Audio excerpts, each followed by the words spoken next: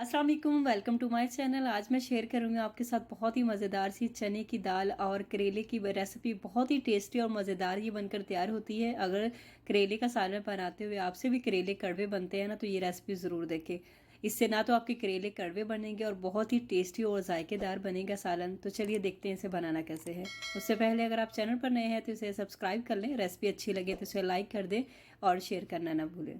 तो इस रेसिपी के लिए देखिए यहाँ पर मैंने हाफ के जी करेले लिए हैं। बहुत छोटे या फिर बड़े नहीं है, दरमियानी साइज के ये करेले हैं। सबसे पहले हम इन्हें अच्छे से धो लेंगे ताकि इसके ऊपर जितनी भी मिट्टी लगी है ना वो उतर जाएगी। और उसके बाद इसको हल्का सा ड्राई कर लेंगे। ड्राई करने के बाद इसे यहाँ इसकी स्किन को ऊपर से पील कर देंगे, उतार देंगे।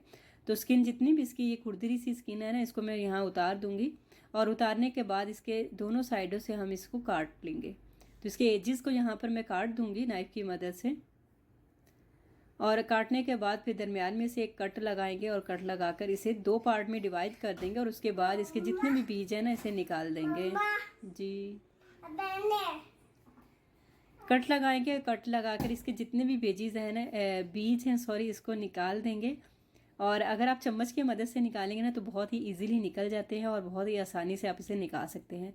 वरना क्या होता है, बीज निकालते निकालते हमारे जो नेल्स होते हैं ना उनमें दर्द होने लग जाता है। तो ये बहुत ही इजीली तरीका है। इस रेसिपी के लिए मैं बहुत सारी आपके साथ टिप्स शेयर करूंगी, जिससे ये बनाना और खाना बहुत ही मज़ेदार भी हो जाएंगे और आसान भी।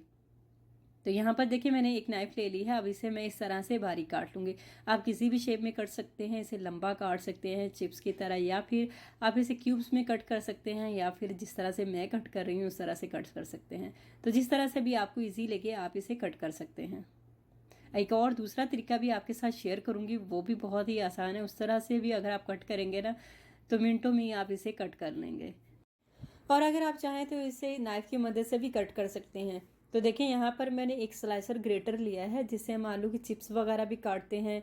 और अगर आप इससे प्याज वगैरह भी काटेंगे ना तो वो भी बहुत ही बारीक कट जाते हैं। इससे हम खीरे वगैरह भी काट लेते हैं। तो अगर आप इससे करेले भी काटेंगे ना, जिस तरह से मैंने जिस शेप में कट किए हैं, इस तरह से अगर आप करेले भी कट करेंगे ना तो बहुत ही आसानी से और बहुत ही जल्दी ये कट हो जाते हैं।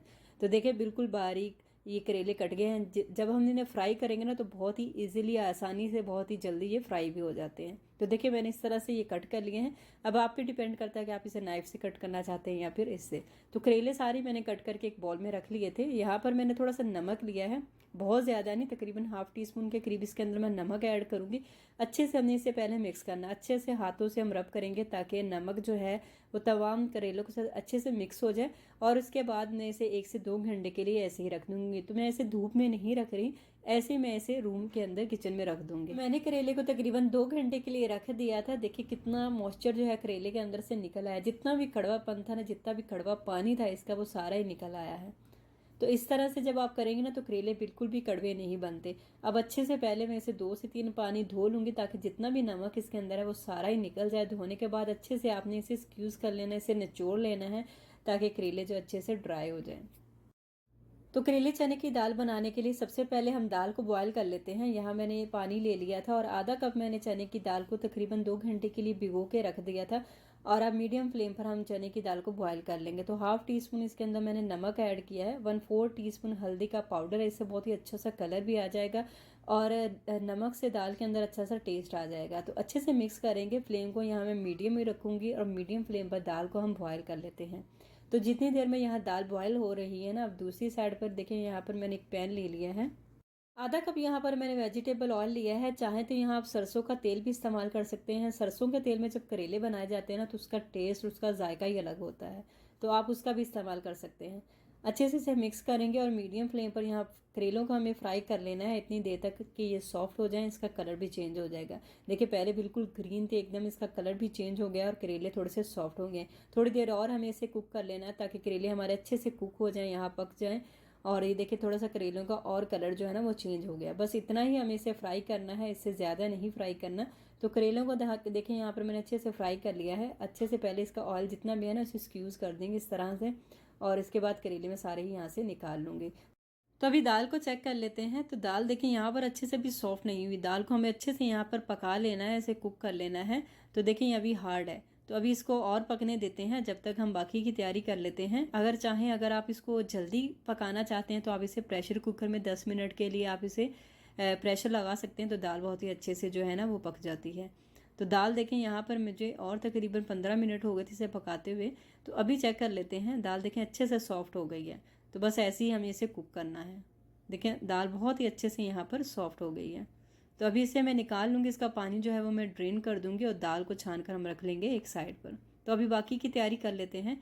उसके लिए देखें जो मैंने करेले को फ्राई किया था ना, इसी ऑयल के अंदर यहाँ पर मैंने 2 मीडियम साइज़ के प्याज को यहाँ काट लिया है। चाहें तो आप इसे स्लाइस में भी कट कर सकते हैं। अब प्याज को भी यहाँ हमें फ्राई कर लेना है इतनी देर के लिए कि इसका कलर थोड़ा सा चेंज हो जाए और प्याज जो है ना वो सॉफ्ट हो जाए। तो हमें बहुत ज़्यादा डार्क या फिर ब्राउन प्याज नहीं करनी, बस हल्के से ये सॉफ्ट हो जाए और इसका कलर जो है ना ये चेंज हो जाए। तो प्याज देखें अच्छे से यहाँ सॉफ्ट हो गए हैं। तो अभी हम इसमें कुछ मसाले शामिल करेंगे।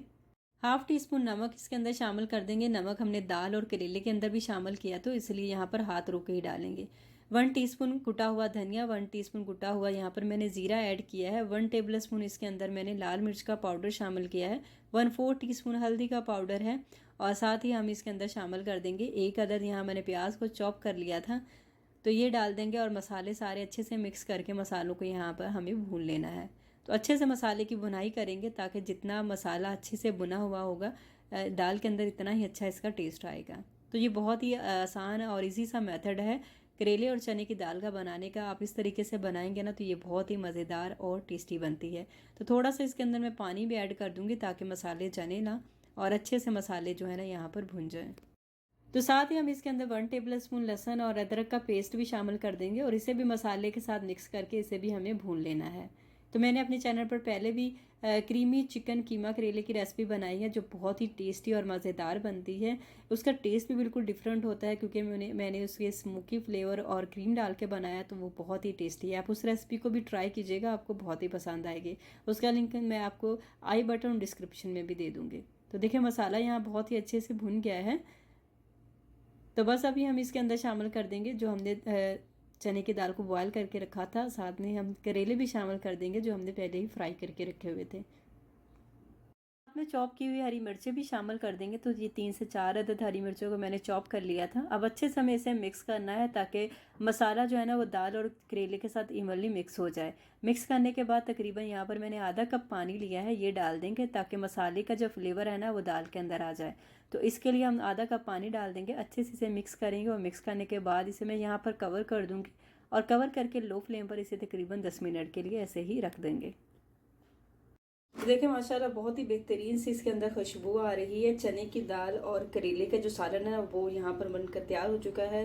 अब थोड़ा सा इसके अंदर हरा धनिया ऐड कर देंगे और साथ में मैं 1 टीस्पून इसके अंदर गरम मसाला पाउडर ऐड करूँगी। इससे मज़ीद इसकी अंदर जो है फ्लेवर भी आएगा और इससे इसकी खुशबू भी बढ़ जाएगी। तो ये बहुत ही आसान सी रेसिपी है, आप इसे ज़रूर ट्राई कीजिएगा। रेसिपी आपको अच्छी लगे तो इसे लाइक कीजिएगा, शेयर कीजिएगा और अगर आप चैनल पर नए हैं तो इसे सब्सक्राइब कर लें।